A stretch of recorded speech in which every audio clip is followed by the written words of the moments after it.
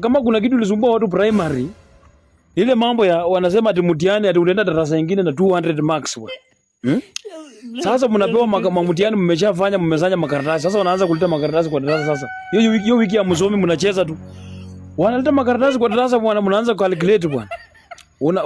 Unajipigia tu mwenyewe nyuma karatasi na biro unaandika tu unapiga toto. Uone karatasi yako yote itakuwa ngapi. Wanaleta karatasi yako 5 imefika 5 hapo. Unapiga yako yote unapata yako 94 bwana. Best yako kabisa. Unapata social studies ako na 95. Social studies yampata 95.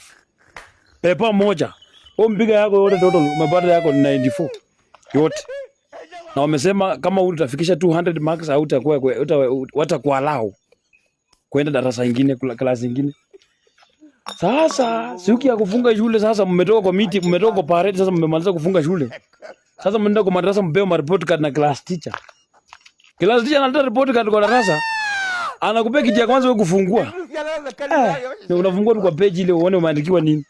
Unapata wameandika hapo. Walikuwa wanakuandikia proceed utaenda. Not proceed au end class nyingine.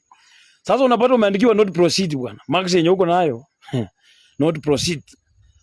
Put more effort next year. Alafu hiyo job ni best yako kabisa, mabest yako uko anaenda. Best yako kwanza apuzendi kabisa anaenda. Yeye anaenda class nyingine. Hiyo kitu kwenda uma. Sasa ukipewa hivyo, kwanza ndio utabaki nyuma hata utafunga darasa. Alafu barabara ni mrefu bwana, hata wenzako wameenda, umeboeka tu bwana, tembea barabara juu emo wako unakula tu landana bwana. Unaenda pole pole unapea mama report kadi nyumbani bwana. Hata unamwambia acha nikunywe maji angefunguanga uangalie kumbe unaepa bwana. Kumbe uko unaepa bwana. Unaepa unaenda kucheza nini? Tulitanga nini?